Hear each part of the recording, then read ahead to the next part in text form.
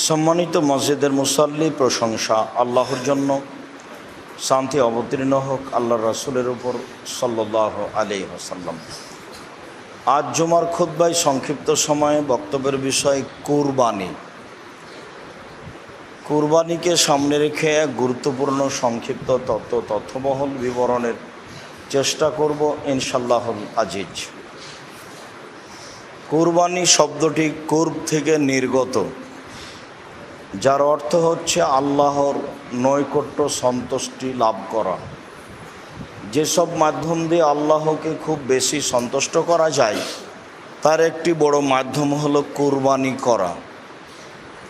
কুরবানি করে মানুষ আল্লাহকে খুব বেশি বেশি সন্তুষ্ট করতে পারে, যা একাধিক আয়াত ও হাদিস দ্বারা বোঝা যায়। কুরবানি আজ থেকে প্রায় ৫,৫০০ বছর পূর্বে ইরাকের ব্যাবিলন শহরের উর নামক গ্রামে ইব্রাহিম আলাইহিস সালাম জন্মগ্রহণ করেন। তিনি যে কুরবানি করেছিলেন সেই কুরবানি আমাদের কুরবানি, যদিও কুরবানি আদম আলাইহিস সালাম থেকেই চালু রয়েছে। আদম আলাইহিস সালামের এক ছেলে এক মেয়ে একসাথে জন্ম নিত। আগের ছেলে পরের মেয়ে, পরের ছেলে আগের মেয়ে, এভাবে তিনি বিবাহ দিতেন। কাবিলের সাথে জন্ম নিয়েছিল ইকলিমা, আর হাবিলের সাথে জন্ম নিয়েছিল লিওয়াজা। ইকলিমা দেখতে বেশি সুন্দরী ছিল লিওয়াজার চেয়ে। সময় আসলে আদম আলাইহিস সালাম তার নীতি অনুযায়ী বিবাহের প্রস্তাব পেশ করেন। তাতে কাবিল প্রস্তাব প্রত্যাখ্যান করে। কাবিল বলে, আমার সাথে যে মেয়ে জন্ম নিয়েছে আমি তাকে বিবাহ করব। পরিস্থিতি দেখে আদম আলাইহিস সালাম বললেন, তাহলে তোমরা দুইজন আল্লাহর দরবারে কুরবানি পেশ করো। যার কুরবানি কবুল হবে সেই ইকলিমাকে বিবাহ করবে। সেই সময়ের কুরবানি কবুলের পদ্ধতি ছিল আকাশ থেকে আগুন এসে জ্বলে যাবে। যদি আকাশ থেকে আগুন এসে জ্বলে যায় তাহলে বুঝতে হবে কুরবানি কবুল হয়েছে, আর যদি না জ্বলে তাহলে বুঝতে হবে কুরবানি কবুল হয়নি। অবশ্য বিষয়টি এখন থাকলে মানুষ তার সত্য মিথ্যা হালাল হারাম বুঝতে পারত। আল্লাহ তাআলা দয়া করে মানুষকে কুরবানির গোশত খাওয়ার সুযোগ দিয়েছেন। মর্মেই হতো মানুষ অবৈধ পয়সা দিয়ে ভুল পদ্ধতিতে কুরবানি করা প্রয়োজন মনে করছে।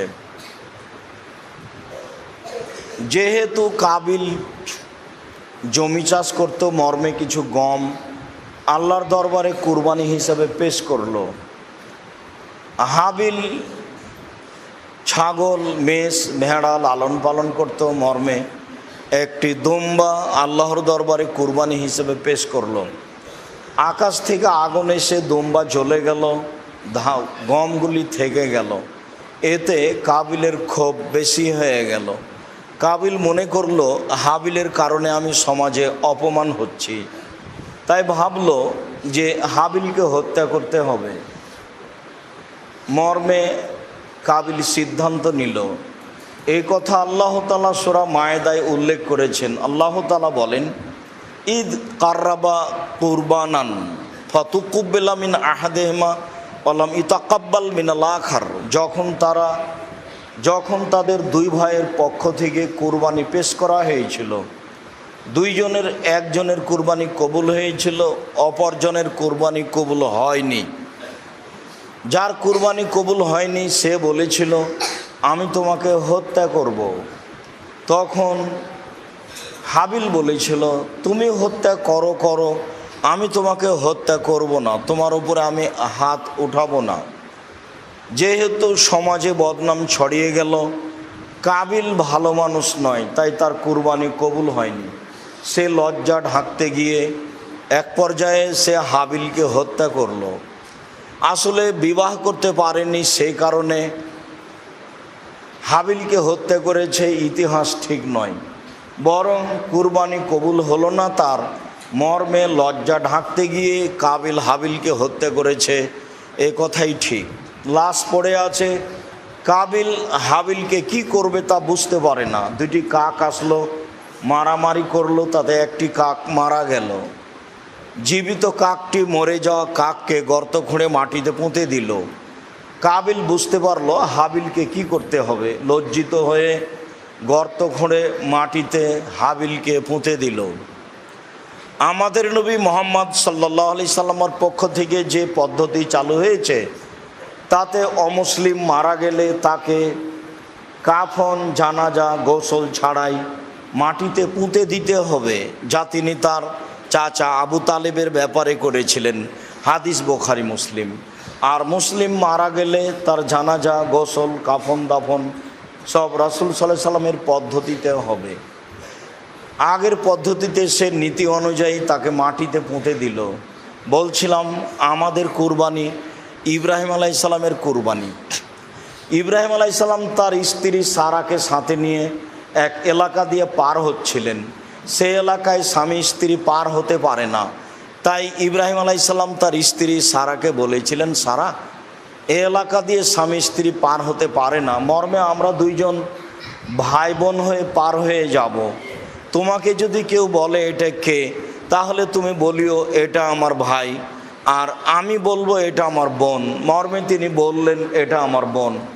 তিনি তার স্ত্রীকে বললেন, সারা, আমি কিন্তু তোমার কথা বলে দিয়েছি, তুমি আমার বোন। তুমি যদি আমাকে মিথ্যুক প্রমাণ করো তাহলে এটা কেমন হবে? তুমি আমাকে মিথ্যুক প্রমাণ করো না। এরপরেও তিনি বললেন, মনে রেখো সারা, মাটির উপরে মাত্র দুইজন মুসলমান, আমি আর তুমি, এছাড়া আর কোনো মমিন মুসলমান নেই। এই হিসাবে আমরা দুইজন ভাই বোনও বটে। অনেক কৌশলের পরেও ইব্রাহিম আলাইহিস সালাম তার স্ত্রীকে রক্ষা করতে পারলেন না। তার স্ত্রীকে স্বৈরাচারী শাসকের কাছে পাঠানো হলো। যখন স্বৈরাচারী শাসকের কাছে তিনি গেলেন, সে দাঁড়িয়ে তার সাথে অন্যায় করতে চাইলো। সারা বললেন, থামেন, আগে ওযু হবে, 2 রাকাত সালাত হবে, তারপরে কথা হবে।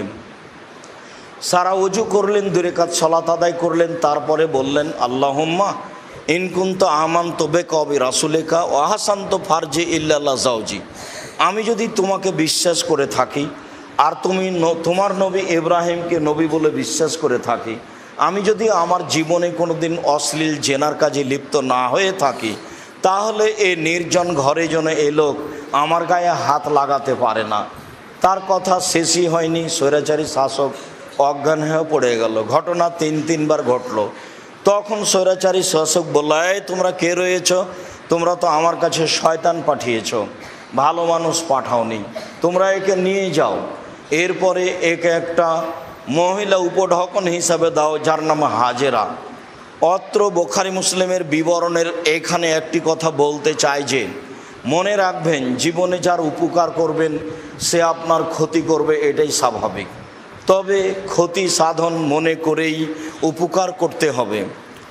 সারা স্বৈরাচারী শাসককে 3 বার দোয়া করে রক্ষা করলেন। সে আসলে এখন ধ্বংস হয়ে যাবে, কিন্তু সারা বলছিলেন, আল্লাহ তুমি একে বাঁচিয়ে দাও, এ যদি এখানে মারা যায় তাহলে আমি আর আমার স্বামী আমরা দুজন আটকা পড়ব। এ বলবে বা এর লোকেরা বলবে যে আমি তার স্বামীকে, আমি সেই লোককে হত্যা করেছি।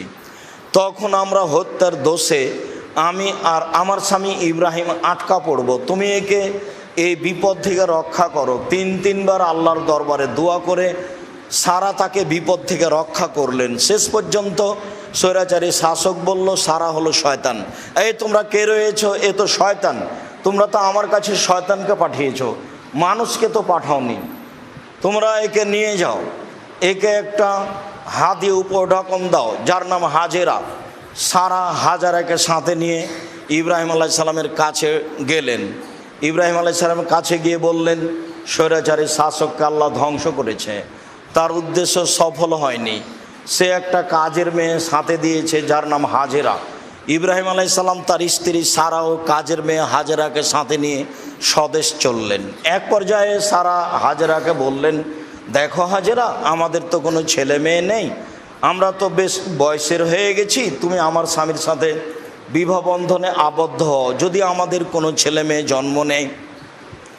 হাজেরা বললেন, দেখেন যা আছি ভালো আছে, বিবাহ হয়ে গেলে হয়তো ভালোবাসায় ফাটল ফাটতে পারে, তো বিবাহ না হওয়াই ভালো। বারবার বলার কারণে এক পর্যায়ে ইব্রাহিম আলাইহিস সালাম হাজেরাকে বিবাহ করলেন। মর্মে ইসমাইল আলাইহিস সালাম জন্ম নিল। ইসমাইল আলাইহিস সালাম জন্ম নিলে যা হওয়ার তাই হলো। হাজেরা এবং সারার মধ্যে ভালোবাসাই দেখা দিল তফাৎ। পরিস্থিতি দেখে ইব্রাহিম আলাইসাল্লাম তার স্ত্রী হাজেরা এবং দুধের ছেলে ইসমাইলকে সাথে নিয়ে বনেবাস স্বরূপ চললেন কাবা ঘরের পাশে। সেখানে কাবা ঘর ছিল না। বিবরণে এসেছে ফাওয়াজা হুমাইন্দা দাওহাতা ফাওকা জামজামা আলাল মসজিদে। ইব্রাহিম আলাইসাল্লাম তার স্ত্রী এবং তার ছেলেকে কাবা ঘরের পাশে জমজম কূপের উপরে রেখে দিলেন। রেখে দিয়ে তিনি উল্টা বাড়ির পথে চললেন। পিছনে পিছনে স্ত্রী হাঁটতে লাগলেন। স্ত্রী বলতে লাগলেন, আপনি কোথায় যাচ্ছেন? আপনি কোথায় যাচ্ছেন? আপনি আমাকে কিছু বলছেন না কেন? অর্থাৎ রোকোনা ফি হাজাল দিলাইসা ফিন সলাশে, আপনি এমন একটা উপত্যকায় ছেড়ে যাচ্ছেন যেখানে মানুষজন তো নেই, ঘাস পাতাও নেই। আপনি আমাকে কিছু বলবেন তো?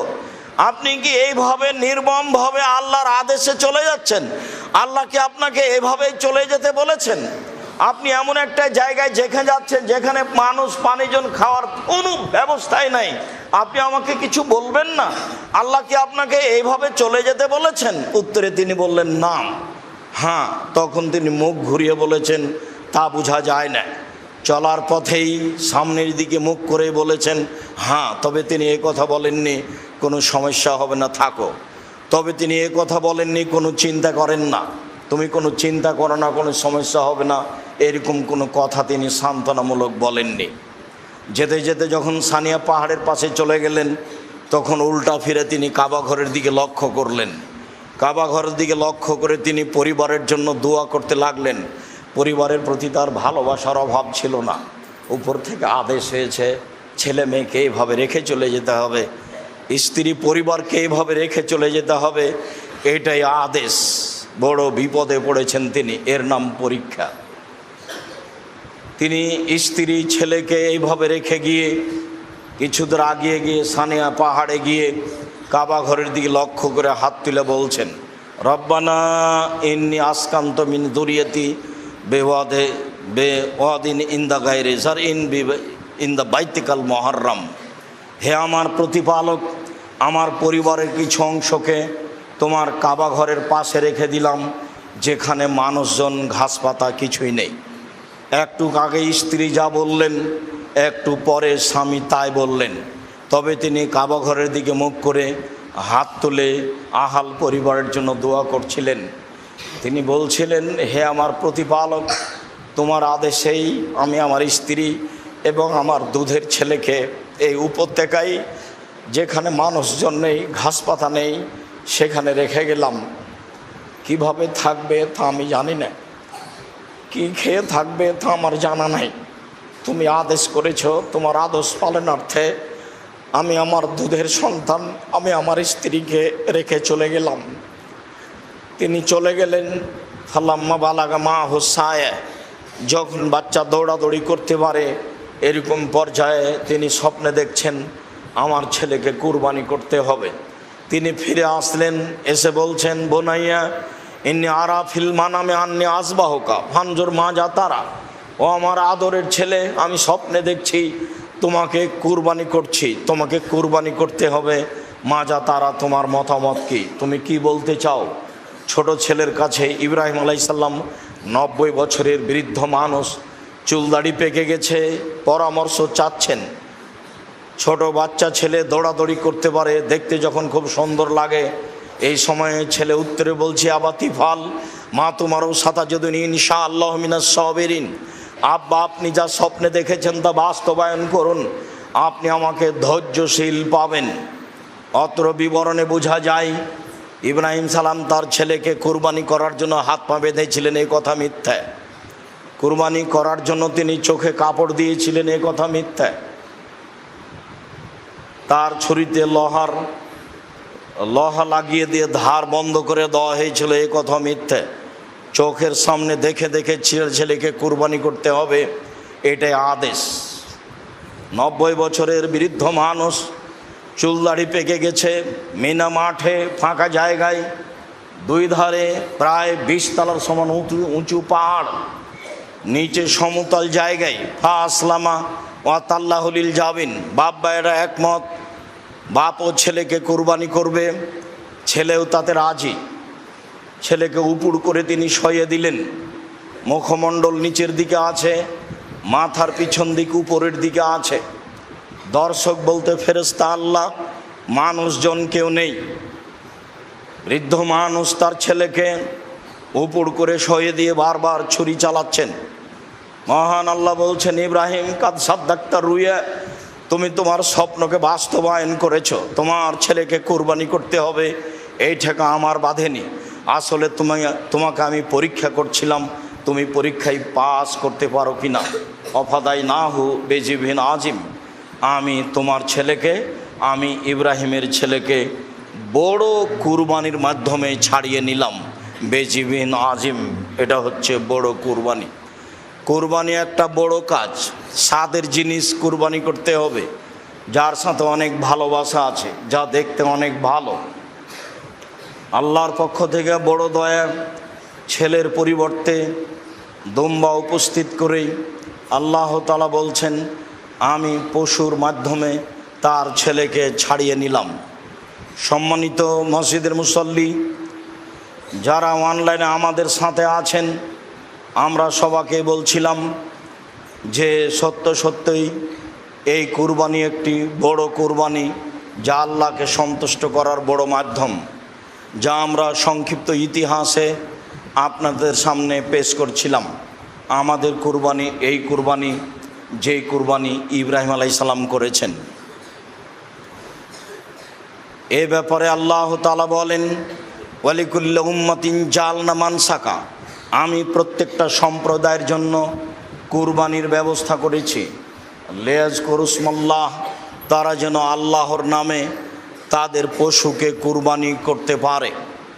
আল্লাহ তাআলা বলেন, লা ইয়ানাল্লাহু লুহুমুহা ওয়ালা দিমাউহা ওয়ালাকিন ইয়ানালুহু তাকওয়া মিনকুম, নিশ্চয় মানুষের কুরবানির গোশত, নিশ্চয় মানুষের কুরবানির রক্ত আল্লাহর নিকটে পৌঁছে না, নিশ্চয় মানুষের অন্তর আল্লাহর নিকটে পৌঁছে। যার অন্তর পরিষ্কার, যার পয়সা বৈধ, তারই কুরবানি কবুল হয় মাত্র, অন্য মানুষের কুরবানি কবুল হয় না। যার এ বিষয়ে অন্তর পরিষ্কার নয়, যে আল্লাহকে সন্তুষ্ট করার জন্য কুরবানি করতে পারে না, স্বার্থের উপরে কুরবানি করে, তার কুরবানি কবুল হয় না, এ কথাই ঠিক। অত্র আয়াতে যা আল্লাহ তাআলা বলেন, আল্লাহ তাআলা বলেন, ফাসাল্লি লিরাব্বিক ওয়ানহার, মুহাম্মদ সাল্লাল্লাহু আলাইহি সাল্লাম, আপনি আপনার প্রতিপালককে সন্তুষ্ট করার জন্য কুরবানি করুন আর সালাত আদায় করুন। আপনি আপনার প্রতিপালককে সন্তুষ্ট করার জন্য সালাত আদায় করুন, কুরবানি করুন। অবশ্যই কুরবানি আল্লাহকে সন্তুষ্ট করার জন্য একটি বড় মাধ্যম, যা কোরআন এবং হাদিস দ্বারা প্রমাণিত হয়। আবু হুরায়রা রাদিয়াল্লাহু তাআলা আনহু বলেন, রাসূল সাল্লাল্লাহু আলাইহি ওয়াসাল্লাম বলেছেন, মান কানা লাহু সাআতুন ওয়া মিজাহি ফালা ইয়াকরাবান্না মুসাল্লানা, যার অর্থ সম্পদ রয়েছে, সে যদি কুরবানি না করে তাহলে সে যেন আমার ঈদের মাঠে না আসে। বিবরণে মনে হচ্ছে কুরবানি জরুরি। আসলে কুরবানি জরুরি নয়, কুরবানি ফরজ নয়, কুরবানি একটি নেকির মাধ্যম।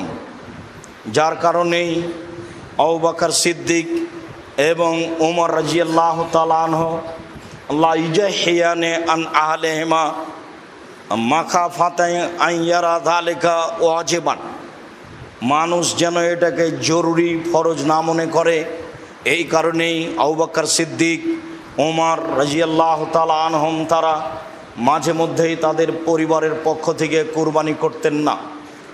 অবশ্যই কুরবানি আল্লাহকে সন্তুষ্ট করার মাধ্যম, অবশ্যই কুরবানি একটি বড় ইবাদত, অবশ্যই স্বাদের জিনিস কুরবানি করতে হবে, এ কথাই ঠিক। কুরবানির ব্যাপারে একাধিক আলোচনা রয়েছে। আনাস রাদিয়াল্লাহু তাআলা আনহু বলেন, যাহা রাসূলুল্লাহ সাল্লাল্লাহু আলাইহি সাল্লাম কাবশাইনে আমলাহাইনে আকরানাইনে জাবাহুমা বেয়াদিহি ও সাম্মা ও কাব্বারা, রাসূল সাল্লাল্লাহু আলাইহি সাল্লাম দুইটি সাদা কালো শিংওয়ালা ভেড়া কুরবানি করলেন, তিনি তার নিজ হাতে করলেন। তিনি আল্লাহু আকবার, বিসমিল্লাহ আল্লাহু আকবার বললেন। বর্ণনাকারী বলেন, রাআইতুহু ওয়াজিআন কাদামু আলা সিফাহিমা, আল্লাহর নবীকে আমি দেখলাম তিনি তার কোরবানির পশুর চোয়ালের উপরে, পাঁজরের উপরে পা রেখে বিসমিল্লাহ আল্লাহু আকবার বলে কুরবানি করলেন। একাধিক সহিহ হাদিসে রয়েছে কুরবানির কথা, একাধিক আয়াতে রয়েছে কুরবানির কথা। অবশ্যই আমরা আল্লাহকে সন্তুষ্ট করার আশায় কুরবানি করব, যাতে করে আমাদের পরকালে সফলতা নেমে আসে। আল্লাহ, তুমি আমাদেরকে তোমাকে সন্তুষ্ট করার জন্য কুরবানি করার তৌফিক সুযোগ করে দাও। আল্লাহুম্মা আমিন। আল্লাহুম্মা সাল্লি আলাইহি, আল্লাহুম্মা বারিক আলাইহি।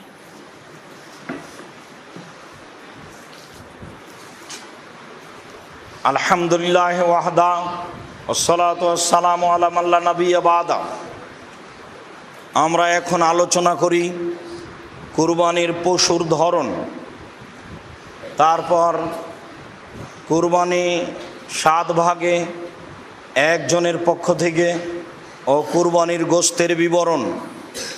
জাবের রাদিয়াল্লাহু তাআলা আনহু বলেন, রাসূল সাল্লাল্লাহু আলাইহি সাল্লাম বলেছেন, লা তাযবাহু ইল্লা মুসিন্না, পৃথিবীর মানুষ তোমরা দাঁত ছাড়া কুরবানি করো না।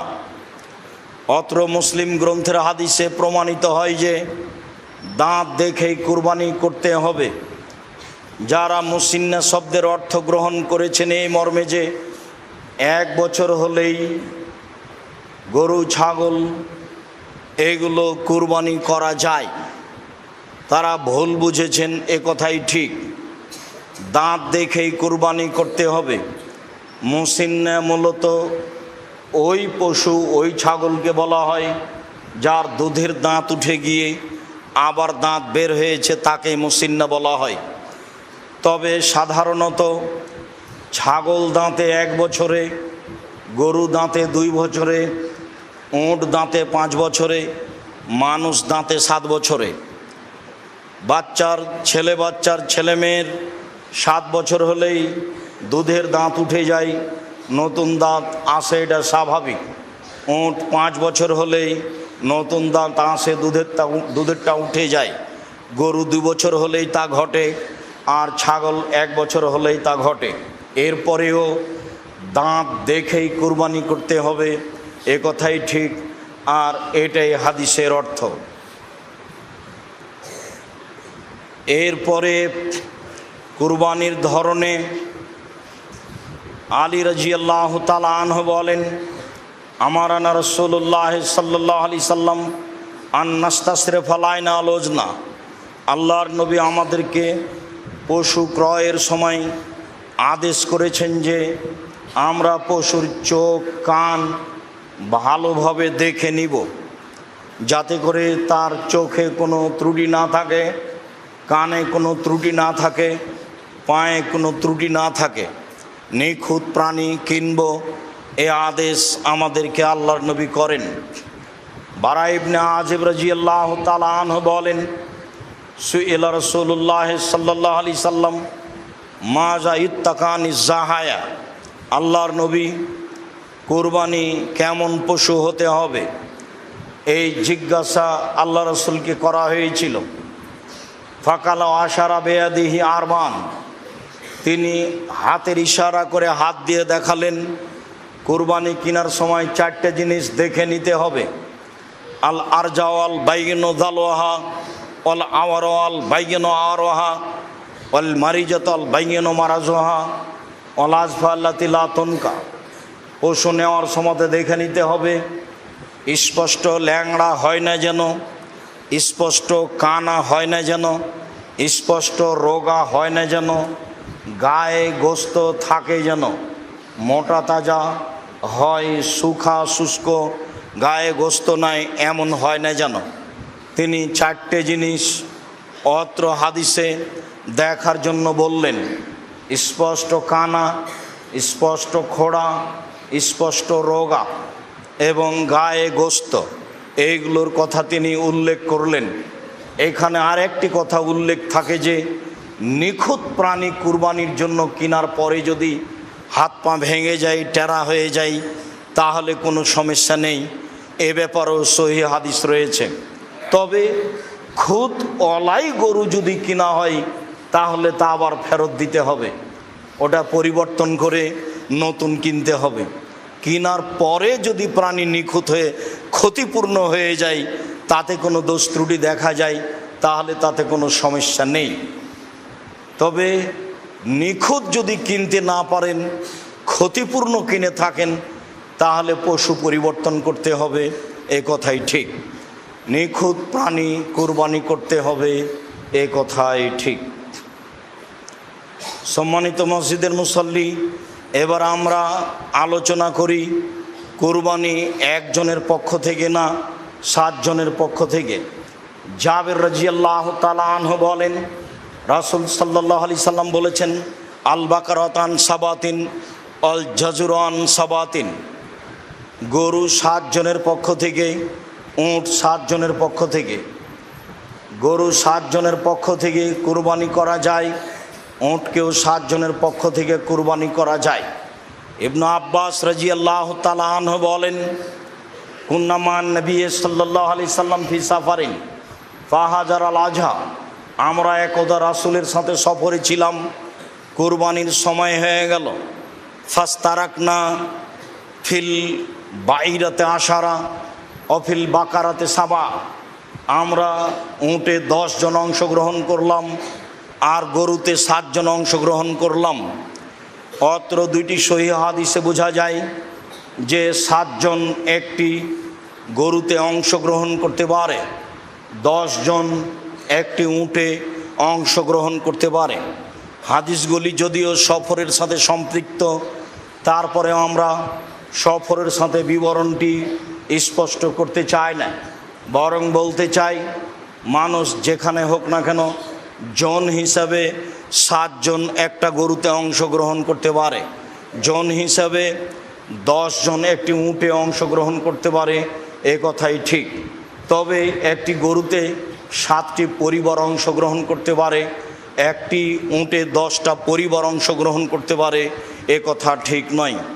আমাদের দীর্ঘ 26 বছরের তদন্তে এরকম কোনো সহিহ হাদিস আমাদের নজরে আসেনি যাতে 7 পরিবার একটি গরুতে অংশগ্রহণ করবে, যাতে 10 পরিবার একটি উটে অংশগ্রহণ করবে।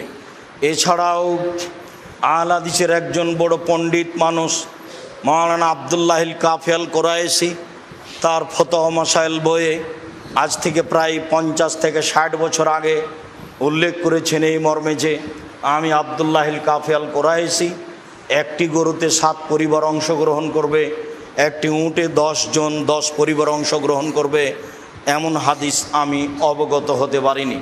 অবশ্যই 7 জন আর 7 পরিবার, 10 জন আর 10 পরিবার এক নয়।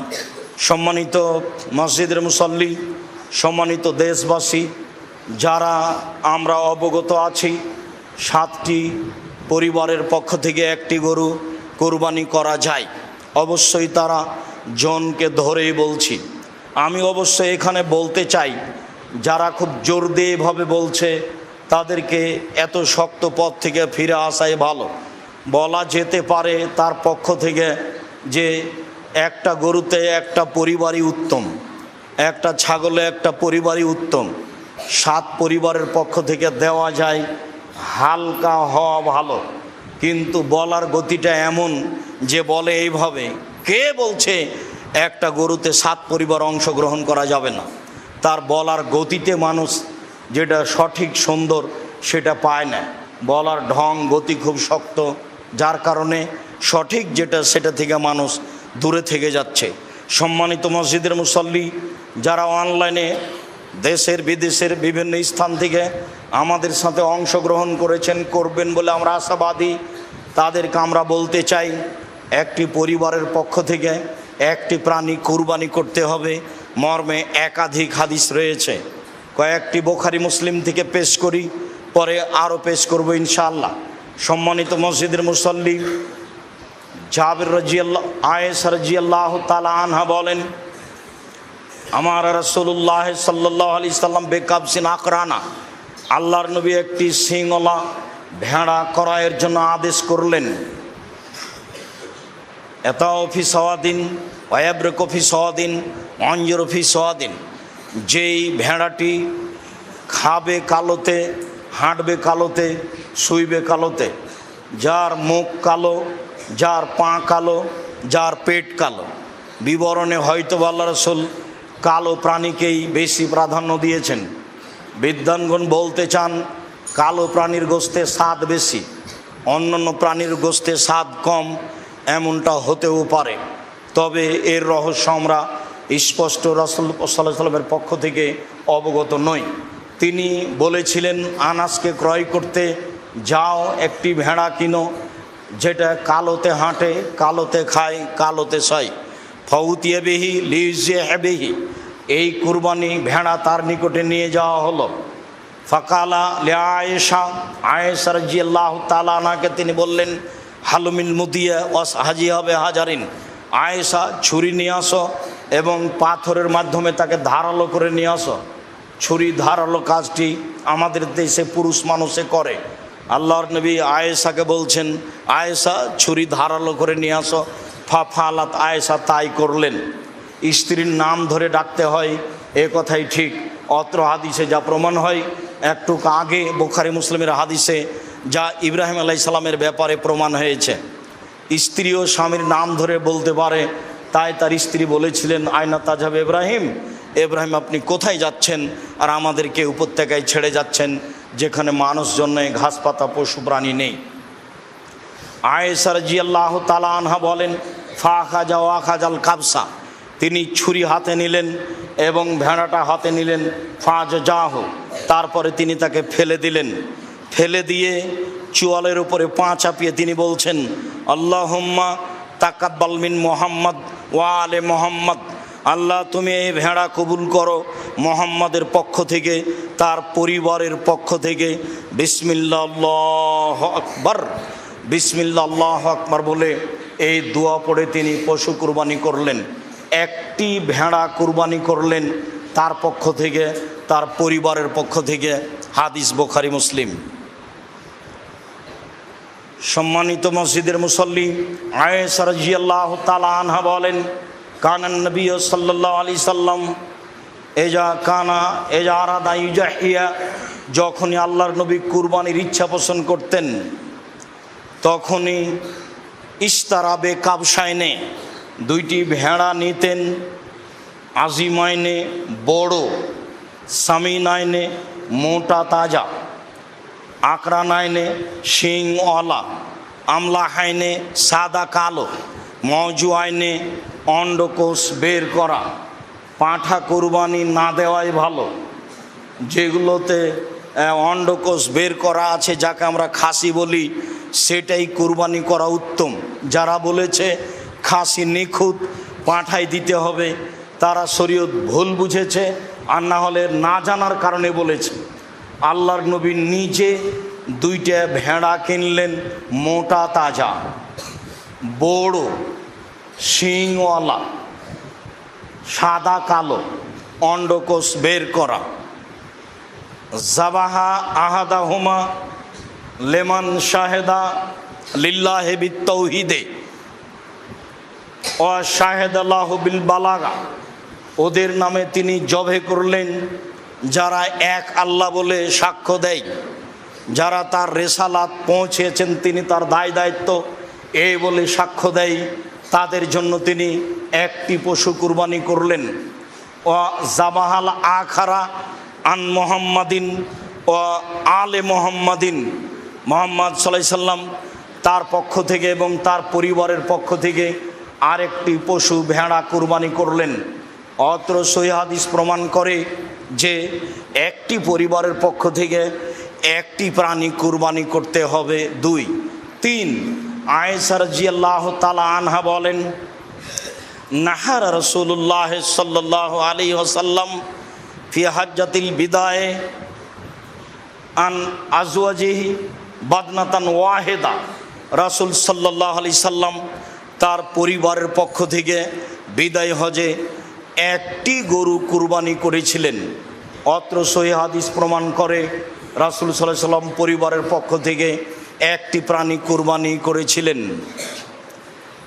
মেখনাব ইবনে সুলাইম রাদিয়াল্লাহু তাআলা আনহু বলেন, কুন্না মান নবী সাল্লাল্লাহু আলাইহি সাল্লাম ওয়াকুফান বিআরাফা, আমরা একদা আল্লাহ রাসূলের সাথে আরাফার মাঠে অবস্থান করছিলাম। সামিতুহু ইয়াকুল, আমি রাসূল সাল্লাল্লাহু আলাইহি সাল্লামকে বলতে শুনলাম, তিনি বললেন, ইয়া আইয়ুহান নাস ইন্না আলা কুল্লি আহলি বাইতিন ফি কুল্লি আমিন উজিয়া, মনে রেখো প্রত্যেকটা পরিবারের পক্ষ থেকে প্রতি বছর একটি প্রাণী কুরবানি করতে হবে। মনে রেখো প্রত্যেকটা পরিবারের পক্ষ থেকে অন্তত একটি প্রাণী কুরবানি করতে হবে। মনে রেখো প্রত্যেকটা পরিবারের পক্ষ থেকে অন্তত একটি প্রাণী কুরবানি করতে হবে। রাসূল সাল্লাল্লাহু আলাইহি সাল্লাম যদিও বিদায় হজে 100টি কুরবানি করেছিলেন, মানুষ একাধিক কুরবানি করুক, যেহেতু নেকির কাজ, কুরবানি একাধিক করুক, 2-4টা 10টা 5টা 50টা করুক, নিজের নামে করুক আর নেকির জন্য করুক, ছেলেমেয়ের নামে করুক, সেটা ভিন্ন কথা। মরা মানুষের নামে কুরবানি চলে না, জীবিত মানুষের নামে কুরবানি চলে। যারা বলেছেন মরা মানুষের নামে কুরবানি করলে সেই গোশত ফকির মিসকিনকে নিয়ে দিয়ে দিতে হবে, এটা মন্তব্য মাত্র। কুরবানির পশু মরা মানুষের পক্ষ থেকে জবে করতে হবে মর্মে যে হাদিস এসেছে সে হাদিস অগ্রহণীয়। কাজেই যারা মারা গেছে তাদের নামে রয়েছে দান, তাদের নামে রয়েছে মুখের দোয়া, তাদের নামে কুরবানি নয়। তাদের নামে হজ করতে পারে, যা স্পষ্ট শরীয়ত দ্বারা প্রমাণিত হয়। রাসূল সাল্লাল্লাহু আলাইহি সাল্লাম একাধিক কুরবানি করেছেন মর্মে মানুষ একাধিক কুরবানি করতে পারে, তবে পরিবারের পক্ষ থেকে অন্তত একটি পশু কুরবানি করতে হবে, যা অত্র সহিহ হাদিসে প্রমাণিত হয়। আতা ইবনে ইয়াসার রাদিয়াল্লাহু তাআলা আনহু বলেন, সাআলতু আবু আইয়ুব আল আনসারী, আমি আইয়ুব আনসারীকে জিজ্ঞাসা করলাম,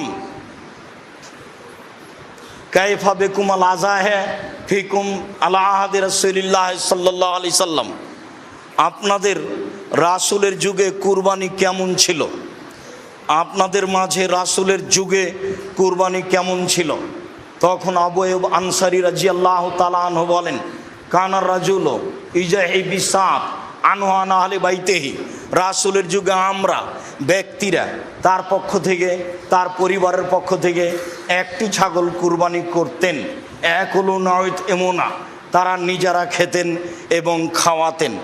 একাধিক সহিহ হাদিস দ্বারা প্রমাণিত হয় যে মানুষকে তার পক্ষ থেকে এবং তার পরিবারের পক্ষ থেকে অন্তত একটি প্রাণী কুরবানি করতে হবে। রমজান আসলেই 12-11 মাস 12 মাস সব 3-4 ভাই পৃথক পৃথক খায়। আবার যখন কুরবানি এসেছে তখন সব টাকা এক জায়গাতে জমা করে একটা গরু কুরবানি দিয়েছে। এভাবে মজাক করলে হবে? যার ভাত অন্ন সেটাই পরিবার। ভাইয়েরা তো সারা বছরই ভিন্ন ভিন্ন খায়, ভিন্ন ভিন্ন উপার্জন করে। হ্যাঁ, একটা কাজ করতে পারে, সবার নামে করলে একটা করে প্রাণী ছাগল, আর সব টাকা জমা করে বাপের নামে করলো একটা গরু, দিয়ে সবাই গোশত ভাগ করে নিল, তা করা যায়। কিন্তু টাকা জমা করে একটা গরু সবাই মিলে দিবে, এই পদ্ধতি রাসূল সাল্লাল্লাহু আলাইহি সাল্লামের নয়। 3-4 ভাই মিলে নিবে 3-4 ভাগ, আর গ্রামের 2 জন নিবে 3 ভাগ দিয়ে 7টা করবে, এই পদ্ধতি রাসূল সাল্লাল্লাহু আলাইহি সাল্লামের পক্ষ থেকে প্রমাণিত নয়। তবে অনেকে বলতে চেয়েছে যে 7 জনে যদি চলে তাহলে 3 জনও চলে, বারদার যে আরও ভালো চলে, 5 জনও চলে, আরও ভালো চলে। আমি দীর্ঘ এই 26 বছরের তদন্তে এইভাবে কুরবানি করা যাবে তা অবগত হতে পারিনি। আর আমি আব্দুর রাজ্জাক বিন ইউসুফ শরীয়ত থেকে সামান্যতম সরে আসতে চাই না। আবারও বলছি, ভাগে জন হিসাবে 7 জনই চলে, ভাগে পরিবার হিসাবে চলে না। শরীয়তকে মেনে এত বড় দামি ইবাদত করার চেষ্টা করেন, বা নেকি বেশি হবে। টাকা বেশি আছে, রাজস্থান থেকে উট কিনে নিয়ে এসে কুরবানি করেন। টাকা কম আছে, ষাঁড় কুরবানি কিনে কুরবানি দেন। টাকা কম আছে, খাসি কিনে কুরবানি দেন। টাকা কম আছে, ছাগি কিনে কুরবানি দেন। টাকা কম আছে, ভেড়া কিনে কুরবানি দেন। একটা গরুর ভাগে যত টাকা লাগে ওই টাকা দিয়ে অন্তত বর্তমান বাজারে 3টে ভেড়া কিনে পাওয়া যায়। গোস্ত খাওয়ার উদ্দেশ্যে কুরবানি করলে তো তাহলে এটা কবুল হবে না, উদ্দেশ্যই তো উল্টা হয়ে আছে। লা ইয়ানালাল্লাহু লুহুমুহা ওয়ালা দিমাউহা ওয়ালাকিন ইয়ানালুহু তাকওয়া মিনকুম। আল্লাহর নিকটে তোমাদের কুরবানির গোস্ত, কুরবানির রক্ত পৌঁছে না, পৌঁছে তোমাদের অন্তর।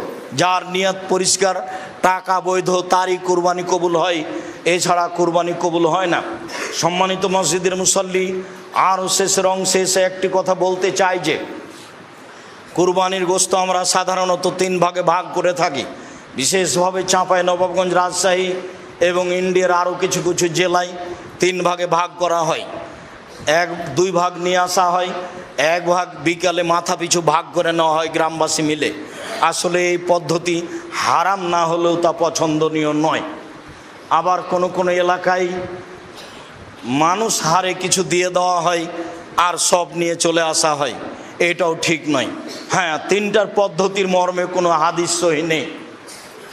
যে হাদিস এসেছে যে 3 ভাগের 1 ভাগ নিজে খাবে, 3 ভাগের 1 ভাগ গরিব প্রতিবেশীকে দিবে, আর 3 ভাগের 1 ভাগ ফকিরকে দিবে যারা ভিক্ষে চায়, মর্মে হাদিসটি মানুষের বানানো নিতান্তই জয়ীফ। কাজে এই হাদিসকে দলিল সামনে রেখে কুরবানির গোস্ত 3 ভাগে ভাগ করতে হবে এ কথা নয়। 3 ভাগ করলে নাজায়েজ হারাম হবে এ কথা নয়।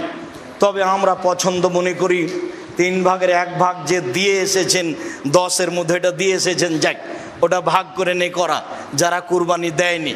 আমার এক চাচা বলছেন, আব্দুর রাজ্জাক, তাহলে তো ওদেরই গোস্ত বেশি হয়ে যাবে।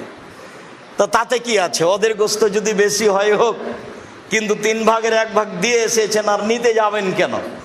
আবার যারা বলছে নিতে গেলে ওটা বমি করার মতো হয়ে গেল, দান করেছে আবার ফিরিয়ে নিল। কুরবানির গোস্ত অত ছোট জিনিস নয়, খুব দামি গোস্ত, খুব সম্মানী। দিয়ে এসেছে আবার নিতে গেলে সেটা ওই বমন হয়ে গেল, এ কথা বলা যাবে না। কুরবানির গোস্তের উপর এরকম কোনো মন্তব্য করা ঠিক নয়। কুরবানি যেমন খুব দামি পশু, কুরবানির গোস্ত তেমন দামি জিনিস। একে ফকির মিসকিনকে দিতে শিখতে হবে। রাসূল সাল্লাল্লাহু আলাইহি সাল্লাম 3 দিনের বেশি খেতে নিষেধ করেছিলেন। পরবর্তীতে যখন সমস্যা দূর হয়ে গেল, সবার যখন টাকা পয়সা অবস্থা ভালো হয়ে গেল, তখন তিনি বললেন, কুলু ওয়াদ্দাখেরু ওয়াতেমু মা বাদালাকুম, এখন তোমরা খাও, বাড়িতে জমা করে রাখো এবং দাও, যা পারো দাও, যা পারো খাও, যা পারো জমা রাখো। দেওয়ার বিষয়টা আপনার উপরে নির্ভর করে। 2 কেজি দিয়ে বাকি রেখে দিলেন, এটা কৃপণতা। কৃপণতা করে আপনি সফল হতে পারবেন না। অথচ 100 জন নেওয়ার জন্য আছে, কেউ নেওয়ার জন্য নেই, তা আপনি সবই রেখে দিলেন, ভালো কথা, রাখেন। অনেকে নেওয়ার জন্য আছে, আপনি সেখানে 2 কেজি দিয়ে বাকি রেখে দিলেন, এটা স্পষ্ট কৃপণতা। এটা মানুষকে বোঝানো সহজ, আল্লাহকে বোঝানো সহজ নয়। কেননা দিতে হবে, এটা আল্লাহর আদেশ। আল্লাহ তাআলা বলছেন, ফাকুলু ওয়াতেমুল বাইস ওয়াল ফকির, তোমরা কুরবানির গোস্ত নিজেরা খাও, দুস্থ গরিব ফকির মিসকিনকে খেতে দাও, এটা আল্লাহর আদেশ। কুরবানির সাথে আকিকার কোনো সম্পর্ক নেই। আকিকা 7 দিনের দিনই দিতে হবে। 7 দিনের আগে বাচ্চা মারা গেলে আকিকা চলে না, 7 দিনের পরে আকিকা চলে না, এ কথাই ঠিক। 14 দিনে আকিকা চলে মর্মে হাদিস জয়ীফ, 21 দিনে চলে মর্মে হাদিস জয়ীফ, জীবনে কোনো একদিন চলে মর্মে হাদিস জয়ীফ, এসব হাদিস আমলযোগ্য নয়। আকিকা গরু দিয়ে চলে না, আকিকা উট দিয়ে চলে না, আকিকা শুধুমাত্র ছাগল ছাগি, দুম্বা দুম্বি, এই 4 প্রকার, 2 শ্রেণীর 4 প্রকার দিয়ে চলে। আর কুরবানি ছাগল ছাগি, দুম্বা দুম্বি, গরু গাভী, মহিষ মহিষী, উট উটনি সব দিয়ে চলে। গোস্ত দিতে বাধ্য। আশেপাশে যদি গরিব মানুষ না থাকে আর যদি না দেয়, তাহলে এ গুনাহগার হবে, এ আল্লাহর আদেশকে মানেনি, এ কৃপণ, সে ক্ষতিগ্রস্ত হবে। আর আকিকার গোস্ত ব্যক্তিগত গোস্ত, সে খাবে কি দিবে সেটা তার ব্যাপার। আকিকা করে নেকি হয় না, আকিকা করে বাপের জিম্মেদারি নামে। আর কুরবানি হচ্ছে নেকির কাজ। কুরবানি অনেক বড় নেকির কাজ, যেসব মাধ্যম দিয়ে আল্লাহকে খুব বেশি সন্তুষ্ট করা যায়, তার একটা বড় মাধ্যম হচ্ছে কুরবানি। সম্ভবপর মানুষ কুরবানি করার চেষ্টা করবে আল্লাহকে সন্তুষ্ট করার জন্য, এ কথাই ঠিক। আলোচনার আরেকটি কথা, উম্মু সালমা রাদিয়াল্লাহু তাআলা আনহা বলেন, রাসূল সাল্লাল্লাহু আলাইহি সাল্লাম বলেছেন, মানরা হেলাল জিলহিজ্জা ওয়া আরাদা ইউজাহিয়া ফালা ইয়াখুজ মিন শারিহি ওয়ালা মিন আসফারিহি। কেউ যদি কুরবানির চন্দ্র দেখে তাহলে সে নখ চুল কাটতে পাবে না, এটা আল্লাহ রাসূলের আদেশ। যারা কুরবানি করবে তাদের উপরে এই আদেশ, এ কথাই ঠিক। ছেলে মেয়ে যদি না করে, নাও করতে পারে, তবে ছেলে মেয়ে যারা কুরবানি দিচ্ছে না তারা নখ কাটলে গুনাহগার হবে, এ কথা নয়। আর চন্দ্র উঠলে, কুরবানির চন্দ্র উঠলে গরু ছাগল জবে করা যাবে না, এ কথা মিথ্যা। গরু ছাগল জবে করতে পাবে না যে হজ করার জন্য ইহরাম বেঁধেছে সে। স্বাভাবিক মানুষ যেদিন হজের আলোচনা, আপনার জুলহিজ্জার আলোচনা আসবে, সেদিন আমরা আপনাদের সামনে বিস্তারিত বলবো। আজকের আলোচনার পুনরাবৃত্তি। সম্মানিত মসজিদের মুসল্লি, আমাদের যে কুরবানি, এই কুরবানি ইব্রাহিম আলাইহিস সালামের কুরবানি। ইব্রাহিম আলাইহিস সালাম থেকে যে কুরবানি চালু হয়েছে সেটাই আমাদের কুরবানি। যদিও কুরবানি প্রথা আদম আলাইহিস সালাম থেকেই চালু রয়েছে। আদম আলাইহিস সালামই তার 2 ছেলেকে কুরবানি করার জন্য আদেশ করেছিলেন, যা কোরআন মাজিদ দ্বারা প্রমাণিত হয়। ইতিহাস আমরা সংক্ষিপ্তভাবে উল্লেখ করেছি। এরপরে বলতে চাচ্ছি, সম্মানিত মসজিদের মুসল্লি, দাঁত দেখে, লেজ ভালো দেখে, কান দেখে, চক্ষু দেখে কুরবানি কিনতে হবে, এটা আল্লাহ রাসূলের আদেশ। আল্লাহকে সন্তুষ্ট করার জন্য পশু কিনতে হবে কুরবানির, এ কথাই ঠিক। এরপরে 7 জনে নয়, বরং 7 পরিবারের পক্ষ থেকে একটি পশু কুরবানি করতে হবে, এ কথা নয়, বরং একটি পশু একটি পরিবারের পক্ষ থেকে কুরবানি করতে হবে, এ কথাই ঠিক। অন্তত একটি পরিবারের পক্ষ থেকে একটি পশু কুরবানি করতে হবে, এ কথাই ঠিক। 7 জন আর 7 পরিবার এক নয়। বিষয়টি বিবেচনা করার জন্য বারবার অনুরোধ জানাচ্ছি। একটি পশুতে 7 জন অংশগ্রহণ করতে পারবে না, এ কথা আমরা কোনোদিনই বলিনি। একটি গরুতে 7 জন অংশগ্রহণ করতে পারে, একটি উটে 10 জন অংশগ্রহণ করতে পারে, তবে 10 পরিবার অংশগ্রহণ করবে এমন হাদিস আমাদের অবগতিতে আসেনি। যারা খুব জোরালো দাবি জানিয়ে বই পুস্তক লিখেছে, তাদের বইগুলি, তাদের কলমগুলি একাধিক দিন আমরা পড়ে দেখেছি, তাতে আমাদের কাছে স্পষ্ট হয়নি, বরং জোর করে চেষ্টা করা হচ্ছে, এটা আমরা বুঝেছি। সরাসরি যেটা প্রমাণ হচ্ছে সেটাই করলে ভালো হবে। একাধিক হাদিস রয়েছে, ব্যক্তি ও তার পরিবারের পক্ষ থেকে অন্তত একটি পশু কুরবানি করতে হবে। সম্মানিত মসজিদের মুসল্লি, কুরবানির গোশত 3 ভাগ করতে হবে, এ কথা নয়। 3 ভাগ করলে গুনাহ হবে, এ কথাও নয়। তবে 3 ভাগ করে 1 ভাগ দিয়ে এসেছে, এটা না নেওয়াই ভালো। যারা কুরবানি করেনি, দিতে পারেনি, দেয়নি, তারাই ভাগ করে নেক, এ কথা ঠিক। কুরবানির গোশত আত্মীয় স্বজনকে দিতে হবে না, এটা নয়, দিতেই হবে, এ কথাও নয়। কুরবানির গোশতে আত্মীয় স্বজন রক্ষা করতে হবে, এ কথা নয়। এই যে আম হচ্ছে এখন, চাঁপাইনবাবগঞ্জের মানুষ, রাজশাহীর মানুষ আত্মীয় স্বজনের বাড়ি আম পাঠিয়ে আত্মীয়তা রক্ষা করবে। কুরবানির গোশত আত্মীয়র কাছে পাঠাতে হবে জরুরি, এমনটা নয়। পাঠানো যাবে না, এ কথা নয়, এটা স্বাভাবিক গতিতে রাখতে হবে। মর্মে মসজিদের সকল মুসল্লিকে এবং সাথে সাথে অনলাইনে যারা আমাদের সাথে রয়েছেন তাদেরকে সময়ের গতিতে আমাদের খুতবা যারা দেখবেন, শুনবেন, জানবেন, তাদেরকে অনুরোধ জানাচ্ছি, একমাত্র আল্লাহকে সন্তুষ্ট করার আশায় সহিহ হাদিসকে সামনে রেখে কুরবানি করুন। আল্লাহ আপনাদের তৌফিক দান করুক, আল্লাহুম্মা আমিন। আল্লাহ, তুমি আমাদের এই কুরবানি তোমার রাসূলের পদ্ধতিতে করার তৌফিক দান করো। আল্লাহ, তুমি আমাদের জামিয়া সালাফে কবুল করো। জামিয়া সালাফের ব্যাপারে যারা শত্রুতা করে তুমি তাদেরকে দমন করো, তুমি তাদেরকে হেদায়াত দান করো। আমাদের যে সমস্যা রয়েছে সেই সমস্যাগুলি তুমি দূর করে দাও। সকল মুসলিম ভাই বোনের জামিয়া সালাফের প্রতি ভালোবাসা দাও, তারা যেন ভালোবাসার সাথে জামিয়া সালাফের সার্বিক কাজে দানের হাত, সহায়তার হাত প্রশস্ত করতে পারে, এটা তুমি কবুল করো। আমরা খাকসার সাধারণ মানুষ, আমরা তোমার দরবারে জোরালো দাবি জানাচ্ছি, তুমি জামিয়া সালাফের সার্বিক সমস্যা দূর করে যারা জামিয়া সালাফিকে ভালোবাসে, যারা জামিয়া সালাফে কিছু দান খেরাত করে, তুমি তাদের অর্থ সম্পদে বরকত দান করো, তুমি তাদের অর্থ সম্পদের নিরাপত্তা দান করো। যাদের আত্মীয় স্বজন তাদের মারা গেছে, তুমি তাদের কবরের শাস্তি মাফ করো।